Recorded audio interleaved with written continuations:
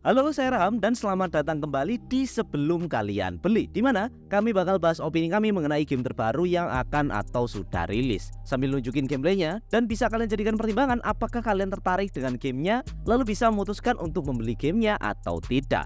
Dan di video kali ini kita bakal bahas Sandland. Lanjut ke video.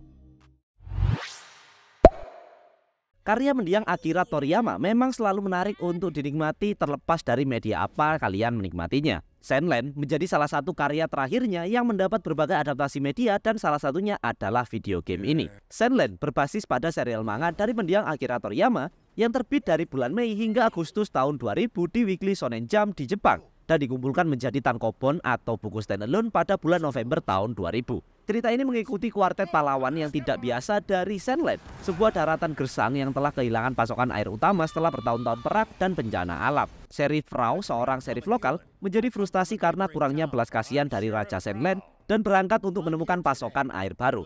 Dia meminta bantuan kepada populasi iblis yang berbagi daratan dengan manusia untuk membantu perjalanannya. Pangeran Iblis Beelzebub dan Tiff, penduduk desa Iblis Beelzebub, hadir untuk membantu. Mereka akhirnya bergabung dengan An, seorang mekanik berbakat dengan masa lalu yang misterius. Kita akan menjadi karakter utama, yaitu Pangeran Iblis Beelzebub, memulai perjalanan bersama teman-temannya untuk mencari mata air legendaris. Di sepanjang perjalanan, Beelzebub akan mengalami berbagai kesulitan, tumbuh menjadi pahlawan yang dapat diandalkan untuk menyelamatkan sumber air manusia. Namun, menemukan sumber air baru tidaklah mudah. Perjalanannya penuh dengan bahaya, baik itu gurun gersang, binatang buas, bandi jahat, atau tentara kerajaan yang tangguh. Semua rintangan menghalangi kelompok protagonis kita untuk mencapai tujuan. Oleh karena itu, para pemain perlu berkembang selama perjalanan, mengalahkan musuh untuk mendapatkan EXP, resource, dan item untuk upgrade karakter dan kendaraannya. Hanya dengan melakukan hal tersebut, para pemain akan dapat mengatasi rintangan dan berhasil menemukan sumber air baru. Adaptasi game ini mengikuti cerita manga, tetapi juga berisi materi baru yang belum pernah dilihat sebelumnya yang dibuat oleh Toriyama untuk anime yang semakin memperluas cerita, yang merupakan beberapa materi original terakhir yang ia kerjakan sebelum meninggal dunia. Seperti RPG zaman sekarang pada umumnya, game ini memiliki alur cerita utama dengan berbagai misi sampingan di open world yang luas. Dengan menyelesaikan misi dari iblis dan manusia dan meningkatkan populasi pemungkinan di Spinoton untuk mengembangkan benteng, kalian bisa memperoleh blueprint kendaraan baru serta upgrade komponen mesin. Map dari game ini merupakan open world di mana kita dapat mengendarai kendaraan apapun atau berjalan-jalan dengan raptors. Ada berbagai binatang buas atau musuh di map yang bisa dikalahkan, drop material, EXP, item, dan masih banyak lagi. Mapnya cukup luas dan bisa kalian explore untuk menemukan harta karun tersembunyi yang berisikan material, senjata, aksesoris, hingga item lainnya.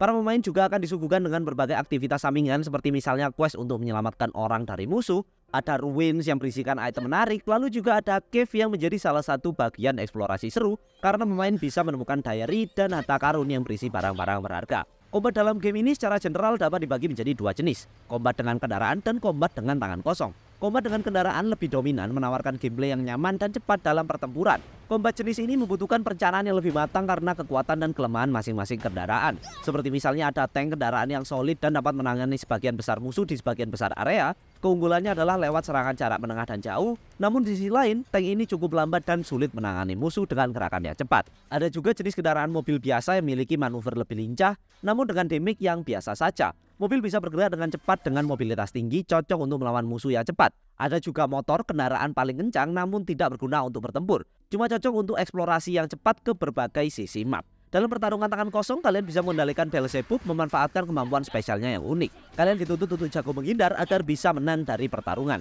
Selain itu, seperti yang telah disebutkan sebelumnya, kalian bisa meningkatkan skill dan memanggil support dari party. Kalian memiliki fleksibilitas untuk menukar skill di antara pertempuran, memastikan loadout kalian tetap beradaptasi saat dipertemukan dengan berbagai skenario. Pengalaman kombatnya luar biasa, terutama karena kita dapat beralih di antara berbagai mode transportasi, sehingga kita dapat merasakan gaya bertempur yang berbeda-beda dan tetap ada elemen bertarung dengan tangan kosong.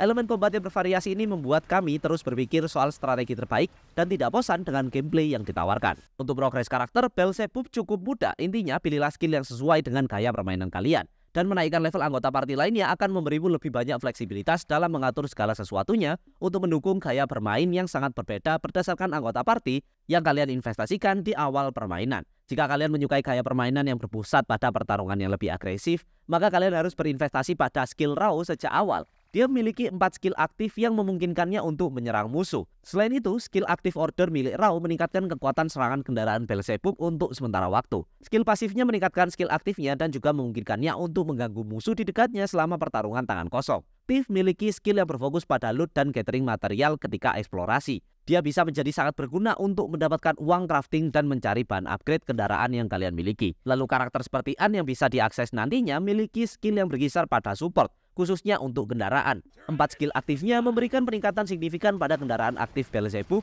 yang dapat membalikan keadaan dalam situasi sulit. Skill pasifnya meningkatkan recovery HP untuk party dan cooldown kemampuan kendaraan yang mengubah permainan selama pertarungan melawan boss. Tidak lupa juga ada sistem upgrade kendaraan yang akan berubah seiring dengan jalannya cerita. Tetapi, kalian akan selalu ingin miliki tank yang kuat untuk bertarung melawan boss, sepeda motor untuk penjelajahan, jumpbot untuk mencapai tempat tinggi, battlebot untuk membantu memindahkan kontainer, dan hovercar untuk melintasi medan tertentu. Upgrade pada awalnya akan membutuhkan material dan uang, itulah kenapa investasi skill pada Thief akan bermanfaat.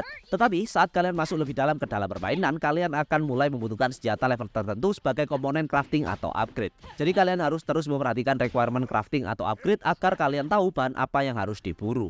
Menurut kami, gabungan antara combat yang seru dan sistem progres yang cukup rumit membuat gamenya sangat seru dan membuat kami terus memainkan Sandland sampai dengan selesai. Ini membuatnya tidak terasa repetitif dan rewarding ketika berhasil menyelesaikan sesuatu. Jadi Sandland adalah game RPG di mana pemain mengendalikan protagonis yang mengendarai berbagai jenis kendaraan mesin untuk berpetualang di dunia yang luas khas cita rasa Akira Toriyama. Sejujurnya kami menghabiskan lebih banyak waktu di kendaraan daripada di darat. Hal ini menunjukkan betapa krusialnya elemen kendaraan dalam game ini. Bagi kalian yang sudah terbiasa dengan jalan cerita originalnya atau animasinya, mungkin akan merasa bahwa game ini cukup membosankan di awal karena fokus tutorial dan alur yang menurut kami terbilang cukup lambat. Pemain yang belum pernah menonton karya aslinya atau filmnya tidak akan mengalami masalah ini dan dapat menikmati game ini seperti menonton anime. Menjelajahi dunia yang tidak dikenal sambil menikmati jalan ceritanya. Tapi game ini memperkenalkan Ann, karakter yang muncul belakangan di anime dari awal permainan. Game ini juga menambahkan alur cerita Forestland yang tidak ada di karya aslinya, sehingga plotnya terasa lebih segar di bagian tengah hingga akhir. Salah satu aspek permainan yang sangat kami nikmati adalah kemampuan protagonis untuk mengendarai berbagai jenis kendaraan, melintasi medan yang berbeda yang benar-benar meningkatkan kenikmatan gamenya. Hal ini memaksa kita untuk menggunakan kendaraan tertentu sebagai strategi yang secara tidak langsung memperkaya pengalaman bermain Sandland. Jadi gimana menurut kalian sejauh ini? Apakah kalian fans dari Akira Toriyama dan makin penasaran sama Sandland? Langsung aja komen di bawah. Jangan lupa like dan subscribe kalau kalian suka dengan konten ini karena kita bakal terus cover seri sebelum kalian beli ini. Jangan lupa cek juga media sosial kita lainnya, semua linknya ada di deskripsi video. Terima kasih udah nonton sampai akhir video dan sampai jumpa di video berikutnya. Bye-bye.